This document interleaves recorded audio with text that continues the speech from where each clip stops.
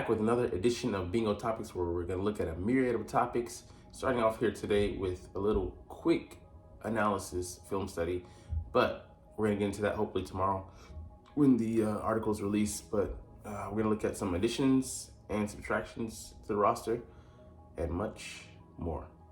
What's up? It's your boy Cintron coming back at you with another analysis video, and I kid you not, that's my real name. First up here, man, we have to admit, Jalen Hurts was indecisive versus the 49ers. And it was more of a backslide for him. All the progress that he's made upwards of these 4 years in the league, and especially the last 3 as a starter, and 2022 when he exploded onto the scene. He still does have a tendency to slip into bad habits, and we'll look at some of them here. And it's something that plagued us earlier this year, him not going through his progressions in the offense on schedule, keeping the pace, but more looking to operate as a playmaker. And I think in the back of his mind, or maybe I should say in the front of his mind, it was imminent that this level of opponent, we can't afford to have a slow start, so he was pressing. And I wish he would have trusted the guys around him, which is something that we'll see. He really did. It isn't just a one-off.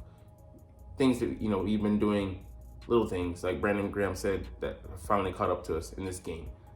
But here you see that he doesn't get the ball out. He's looking for that deep play there when he has to settle for this. But if you go back and look, just go with the outlet. You take that, and you settle for what the defense is giving you. It's not a great option. You don't get many yards, but if you get it out there, boom, you get the 49ers defense on their heels, anticipating, and they have to eventually move up. You're beating with a short game. Yes, they're gonna let you have some of that underneath stuff, but they're going to be more reticent to just chill back and have it. The safeties are playing off. They're playing for the big play. And look at their alignment and positioning. Like, they're almost 15 yards off of the ball.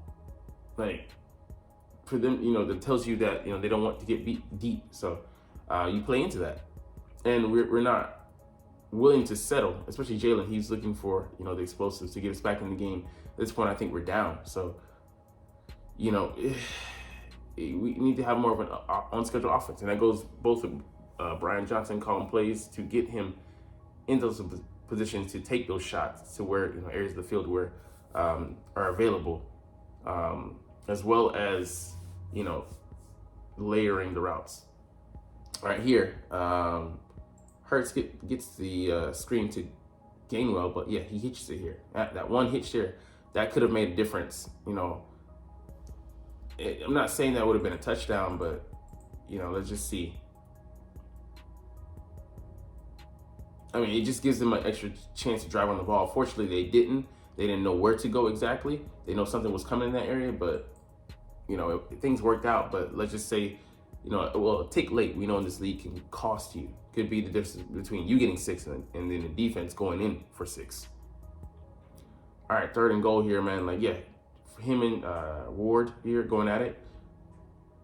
Boom, get the ball out so he has time, before the defender can react. So you see AJ, he just runs out of real estate.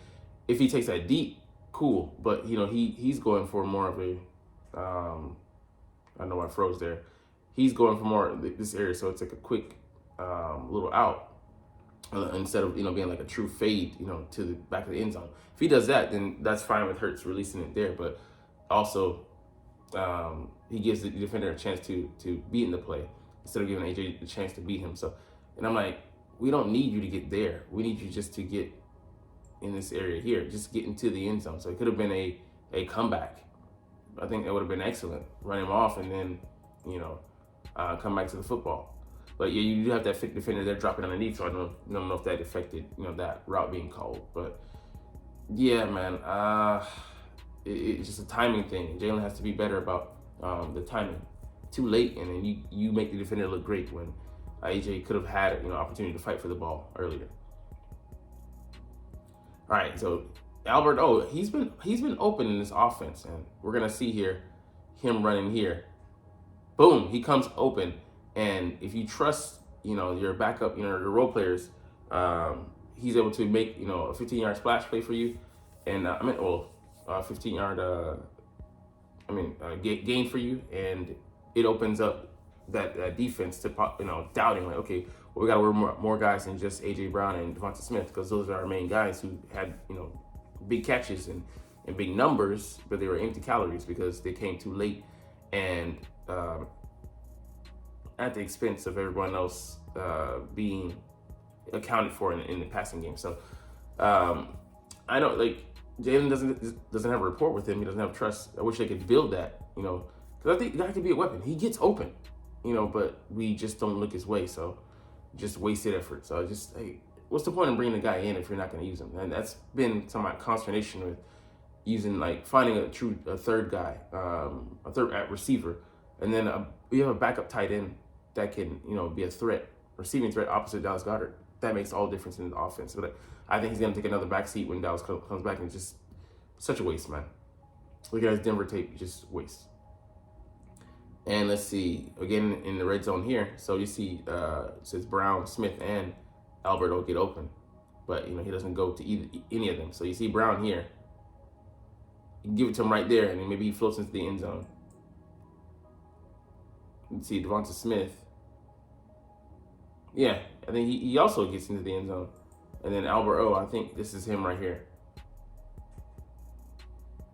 Yeah, I think he would have, any one of them would have been in a good position, but Jalen just holds the ball and then he slips.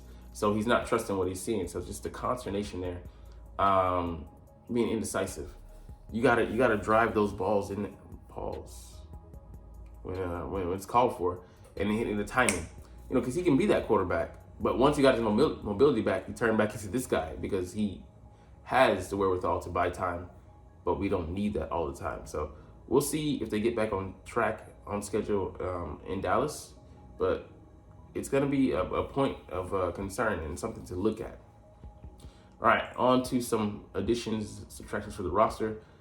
They cut Ellis. I mean, yeah, he was out of position. He made a few plays early on, especially in the first quarter, in run defense, but when it comes to pass defense, he's still a liability. And I think he needs a few more years, I would say 2 more years of seasoning before he can be a solid contributor to any defense. But he has some talent. But at least for now, he won't be continuing with his game check career here in Philly. I think we probably add him back to the practice squad. I don't think that would be smart, judicious, because we have Ben Van Sumeren on the roster, and he's not a better player than Ellis, and that says a lot. Because, I mean, he's there by necessity, but I think we do put Christian Nuts back on the practice squad just to have the numbers in case something goes wrong, because Kobe Dean's not coming back. Let's see, who else is out? I think another guy or two is out, but I mean, help is not coming walking through that door at that position, so we need to hold on to some guys. All right, Greg Ward has been added back to the practice squad. It's kind of weird because we sent him out for this guy, Cam Sims. So 6 days later, he's gone. I mean, I'm all for Greg Ward being back. He's more familiar with the system.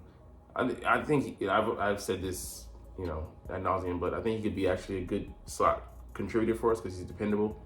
Runs good routes. Not exceptionally well at any one category in the smaller side, but with our complementary receivers, he could shine on the inside. But that's just my take on it. Let's see. David Carr says Philadelphia should temporarily bench Jalen Hurts. Bro, what the are you talking about, man? I get it. Hurts is not healthy right now, and he makes an argument that, I mean, for him to operate this offense to 100% of his capabilities, you want Hurts 100% completely healthy. But one, I would think that would take too long. A few games, like 3 games, and we don't have the luxury of just sitting back. We need to win these games if we want to have another break, and have things filtered through Philadelphia by having the 1 seed. And no, it's just ridiculous. Like, Hurts would never be down with this, signing off on him just sitting Yeah, and then he'd be out of rhythm coming back. There's nothing like live game action.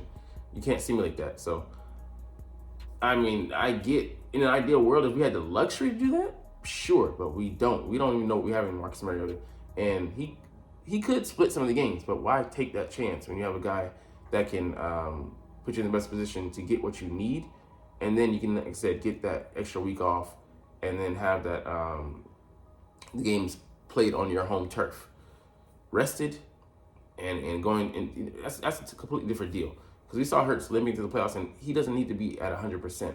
He just needs to be effective, and there's things that it can do to mitigate us having to lean too heavily on him, as far as calling the game and coaching and play calling, the run distribution, and formation. We can run out of the eye.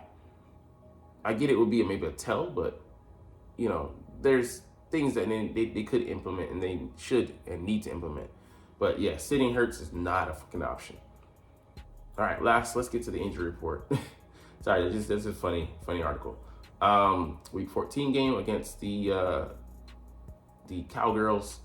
Here, this guy, man, it looks like he's back. So first we get to Julio Jones, groin, did not practice. Not a positive sign, but he's up there in age, man. Darius Slay getting a rest day with his knee issue popping up again. Hopefully he can play in this game. We need him out there. Even though he's been just okay to good in spurts, but better than what we have behind him. Fletcher Cox, groin limited. Yeah, man. He's going to probably gut it out again. What a warrior. Zach Cunningham, hamstrings is very positive, limited, because he did not practice at all last week. So, with us cutting Christian Ellis, I think that points to him playing. Jack Stoll, limited with a knee. Yeah, he took, I guess, a hit. Meaningless time, because he's our starter, or was our starter up until Dallas Goedert coming back. In that 49ers game, late in the game, when most likely we're not going to win. Find out what you have in Albert Orsmile. That's experimental time. And I get it. We're always going to try to push to win, but once realistically, it's not in the numbers. Take Swift out of the game, because he took a vicious hit, but he wasn't on the injury report, so that's positive. Dallas Goedert, the big news, he's back, full practice. I'm guessing he has some kind of Gronk attachment to his arm, most likely. My only worry with him is in blocking. How's he going to hold up with the full extension of that arm? But apparently, he should be good to go. Grant Calcaterra, ankle full, so that's a very positive sign. He was limited last week, and I think he had the injury in the Chiefs game or the Bills game. But anyways, good to have our one of our backups back to full, or at least full health. All right, let's get to the Cowboys. For them, a lot of rest days for old guys, not mentioned here, so cool. They're relatively healthy. Rigo Dotto is the only one you need to pitch to here. Limited, but most likely they'll play, so we'll see how it goes. Anyways, it's Dallas week again. We're back at it. Shorter video for me here, but you're not even watching though, but it's all good because I love talking about the Eagles and love making these videos. So we're going to chunk the deuces and get up out of here. But as always, it's Fly Eagles Fly, and let's motherfucking go. Like, comment, share, and subscribe Thanks for watching. Check me out at Cintron, Cintron Anime, Cintron Life, or Cintron Laughs, or other social media.